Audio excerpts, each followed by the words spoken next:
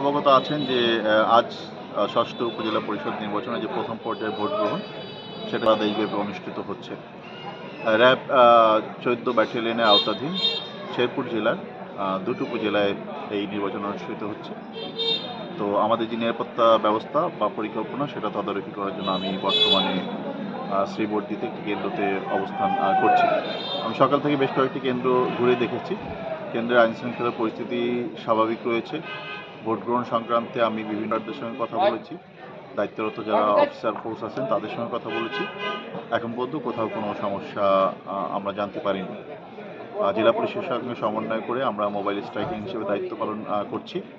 আশা করছি সুষ্ঠুভাবে এবং শান্তিপূর্ণভাবে ভোটের যে বাকি সময়গুলো আছে সেটা অতিবাহিত হবে। ধন্যবাদ। সুযোগ আসলে নেই, কারণ পর্যাপ্ত সংখ্যক বিভিন্ন বাহিনীর লোকজন আছে। জেলা পুলিশ মূল দায়িত্ব পালন করছে, পাশাপাশি র্যাবের সদস্য আছে, বিজিবি সহ টিম আছে, পাশাপাশি রিটার্নিং অফিসার নেতৃত্বে বিভিন্ন ম্যাজিস্ট্রেটরা দায়িত্ব পালন করছে। তো সকলে মিলেই সুষ্ঠু ভোট গ্রহণ সংক্রান্তে আইন শৃঙ্খলা রক্ষা যা যা করণীয় তাই করা হবে। Thank you.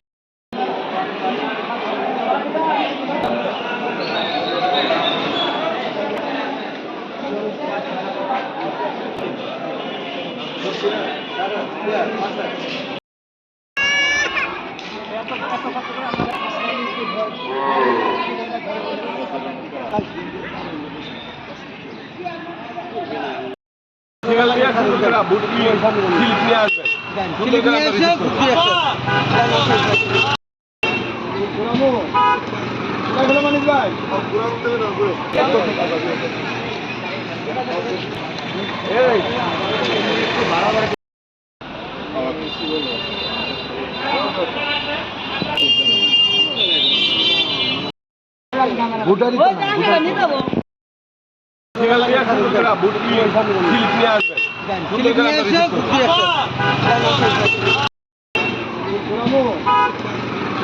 ভাই